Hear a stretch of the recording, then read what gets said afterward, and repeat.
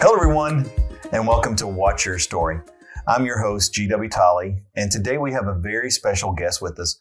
Her name is Natalie, and she is hard of hearing. She does sign language, and she wears hearing aids, but there's another little surprise that's coming. So welcome to the show, Natalie. Thank you for being here. It's a privilege and just an honor to have you here. Thank you. Thank you for allowing me to join in with you. Thank you very much. So would you like to tell us a little bit, have you been hard of hearing all your life? Yeah, I've been hard of hearing all my life. I was born in New York and I was deaf. But my parents didn't know that I was deaf. And my grandmother, rest her soul, that she realized that when I was sitting on her lap and she was clapping her hands behind me, and I'm not making no movement.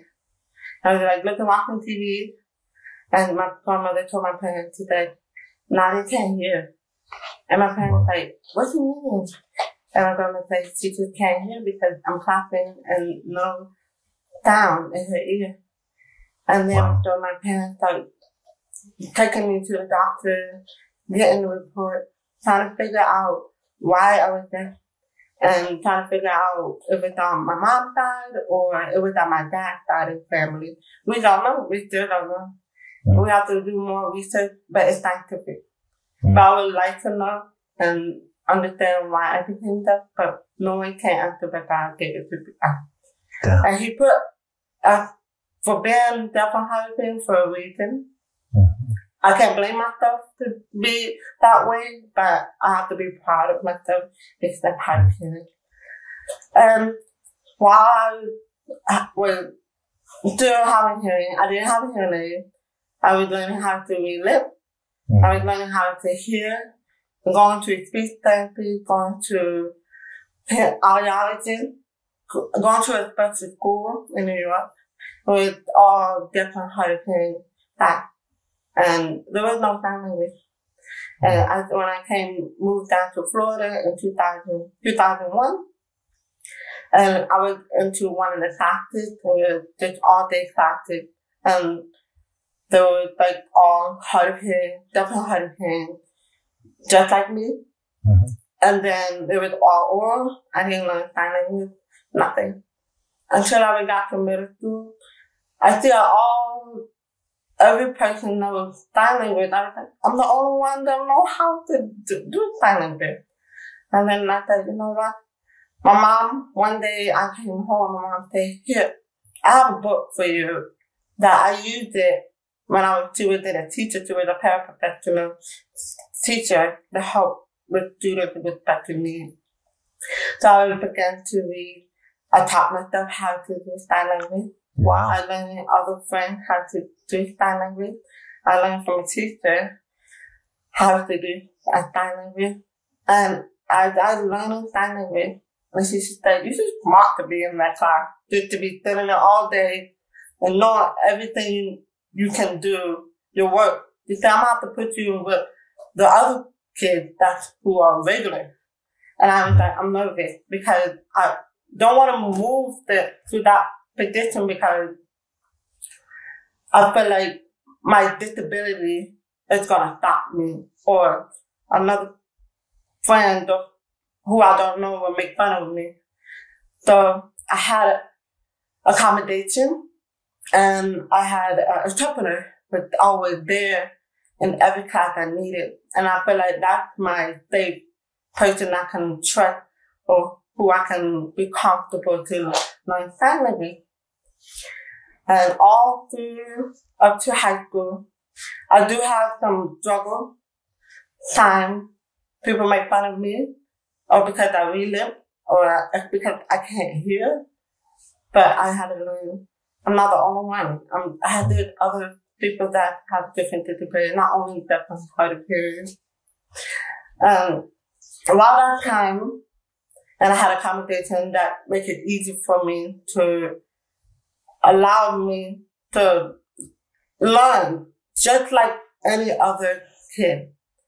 And so when I practicing and learning and teach myself, everything gonna be okay. you just one thing that's not gonna stop you is just your hearing aid. Don't let your hearing aid stop you from what you want to do. Mm-hmm. So I continue on until I got into college. I could still continue on. But one thing I want people to know, okay, Natalie's hard of hearing. She can do something. There's nothing wrong, but she just needs help that can help her with her hearing or help her to communicate with other people or a teacher and or have a person who is a note taker, a interpreter. Mm-hmm. All the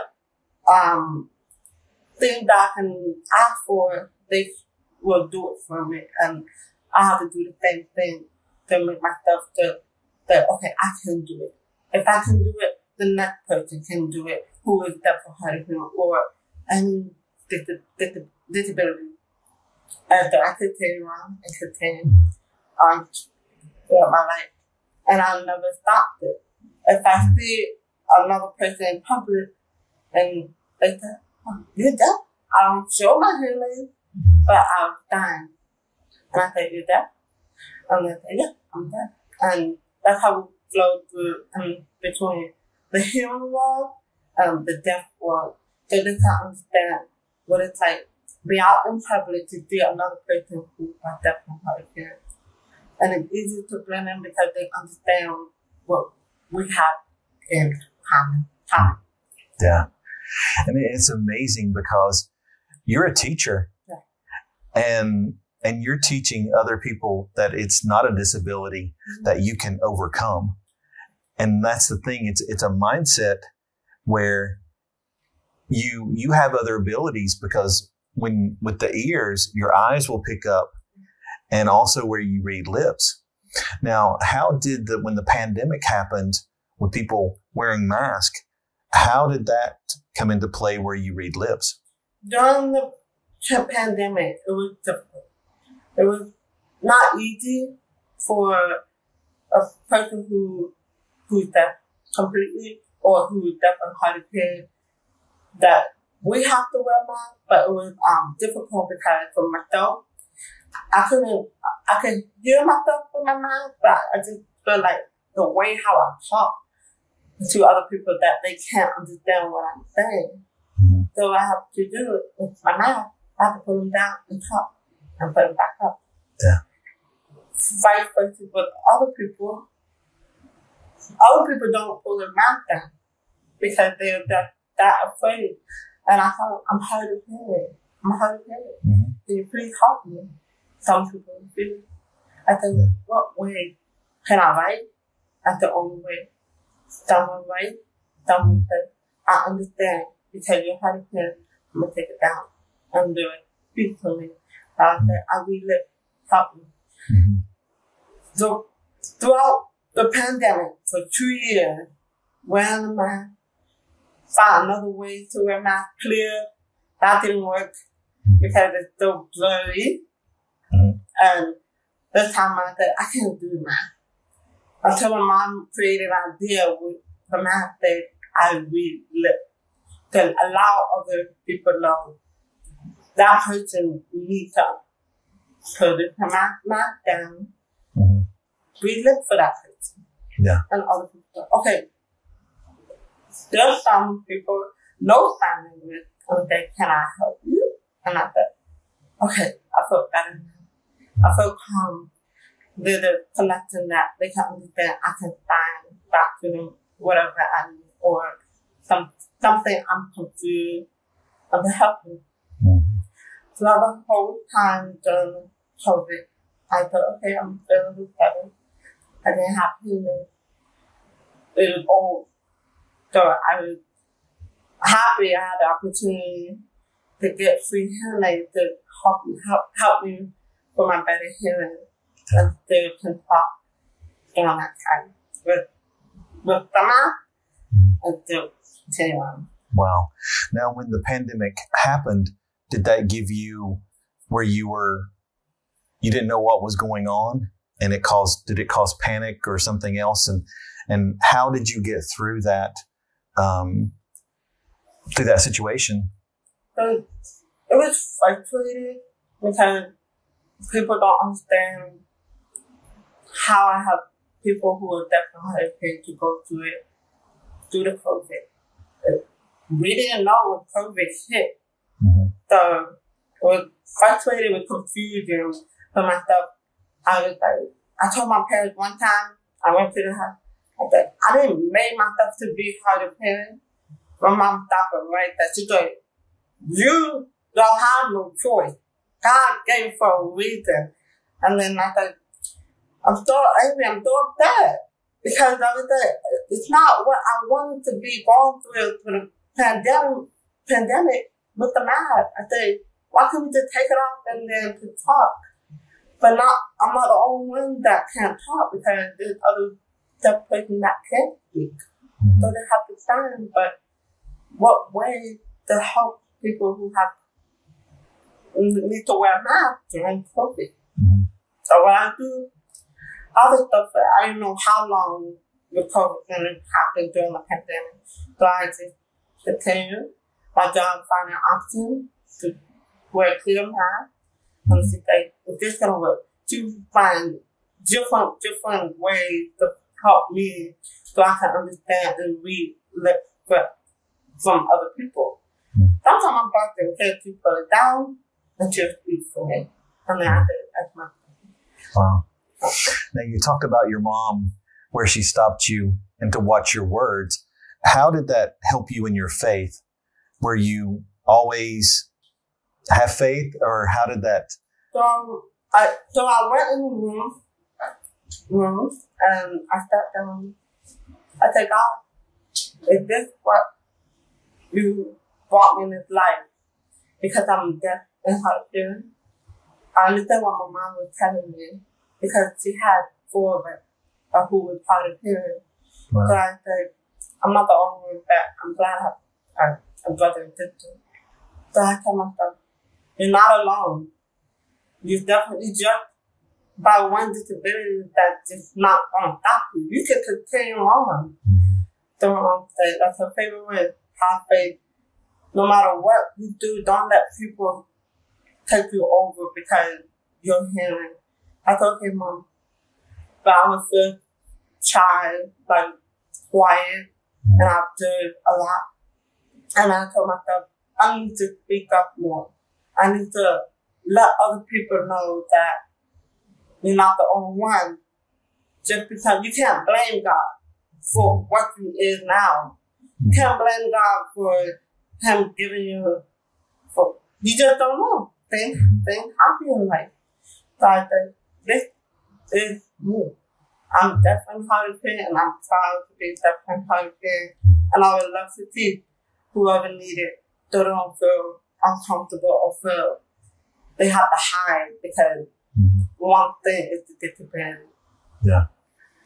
And it's just amazing all the things that you've done and you've gone through, but you have, with your faith, you have risen above because you're actually a part of Habitat for Humanity. Yeah. And that is so awesome because you're not only that, but you're on their front cover of their website and everything else. So local celebrity of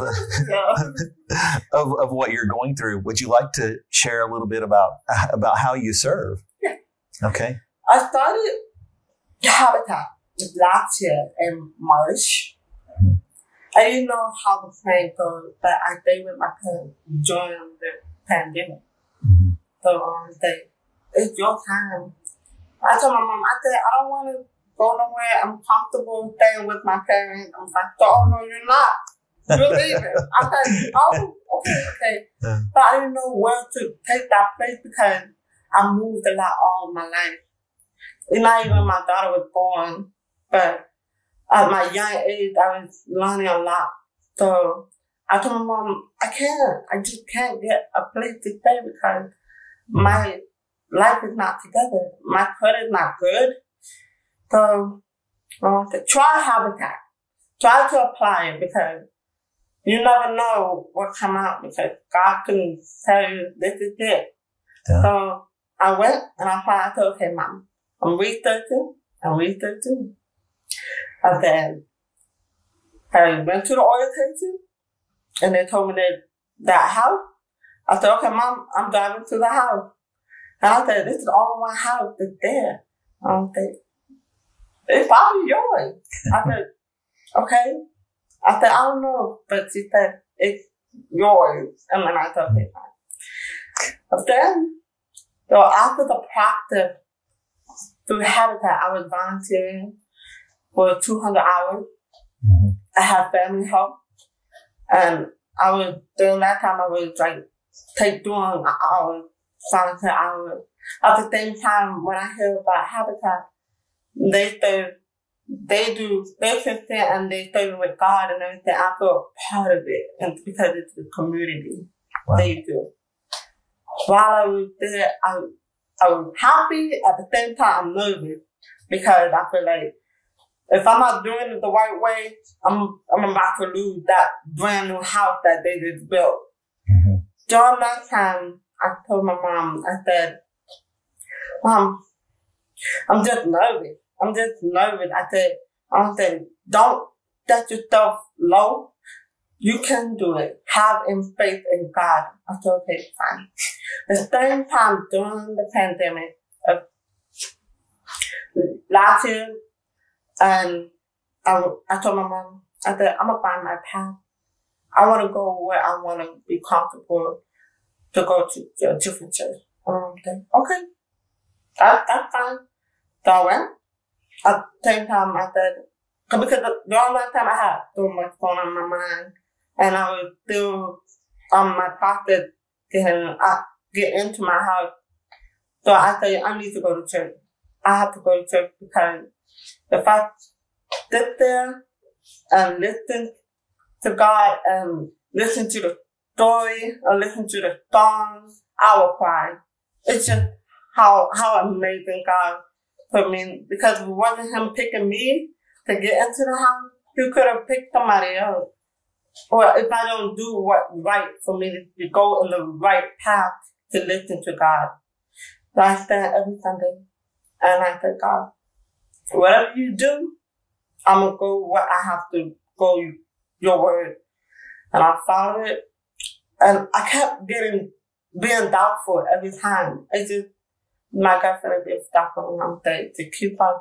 She said, you know what? You keep being doubtful every time. I said, okay, Mom, I'm trying. Then my mom said, let's go get a bottle of oil. Have the pastor pray. So the pastor prayed. Both of us was holding it. And the pastor said, now you go to your house. That they tell you that is your house. And you pour it all over your house. And you pray over your house. And when I got in the car, I shouldn't be feeling uncomfortable because I don't have a key to the house, but it's my house. Mm-hmm. We go around the house, pour the oil, rub them on the door, on the doorknob, everywhere, on the front porch, and we pray together one day. You tell God that you go on the right path and you want to claim it's your house. I told him, you just say it. This is my house. Mm-hmm. God put me where I need to be, and it's my house. It's my house. She said, you got it right. But every day, while I was doing volunteer hours, I would come to my house. Just sitting there. Even though I didn't have a key, I just sit there, just looking at my house and just pray. My mom said, where you at? I'm my house. I don't have a key, but I'm at my house. Mm-hmm. And I sit there and did the whole process during the Habitat, going to church at the same time. Still have the little oil, keep it in my, I don't even have a coin that I got from pastor. I keep it in my pocket. Wow. And I kept it, just saying, take it, rub it. My mom said, just hold on to it every day. Even I go to do volunteer hours, I have it in my pocket. Just to know that I have to think positive and listen to what God is saying. Then you're going to do it. Mm-hmm. You're in the right path. You're going to do it. So I thought, okay, I'm going to do it until the day of the dedication. I still feel surprised till now when they say, you're about to move in your house. Are you excited? I'm like, how amazed. 8 months. Trying to get everything ready, doing the volunteer hours, and I'm in my house 2 days after my birthday. Oh, wow. And at the same time, I look at it, I think I really appreciate to have a parent that really took me and Amaya in. Because during the pandemic, I didn't know where to go. Because this was the tough time to move in with my parents. And then a year and a half later, I'm in my own place. Wow. And I was I'm still amazed because at the same time you're excited, but still in your house to say, God, you got me in this house. I just can't still believe it. And I told myself, God, I thank you so much. Not only because, but the struggle He seen me through. It was rough. To see me through when I leave people around the pandemic, it was rough. Because I would say, you know what, forget it. I don't want to think about the house because I care about the people I love most. But I'm saying, you can't stop there. God put you there, you got a house. It was the happiness and then with the sad. So I said, I have to focus on the happiness so I continue on because the future is ahead of us. It's the future ahead of me and Amaya. And I told myself, Amaya, we did it. Not only myself, but her, but I did it because I'm a single mom. I'm hard-paying single mom. I don't think I can see other moms do it, but something special out of me that I can show them that any different hurricane or single mom can do it. I can do it. I did what I do because I'm looking out for the future for my little daughter.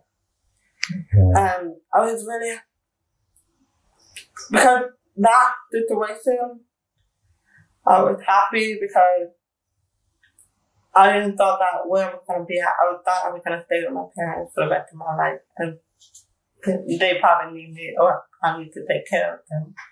That's my biggest heart, taking care of my mom and my dad because they're getting older. But my mom said, you have a life ahead. Do you want to continue and move on? Do you want to be in your own house?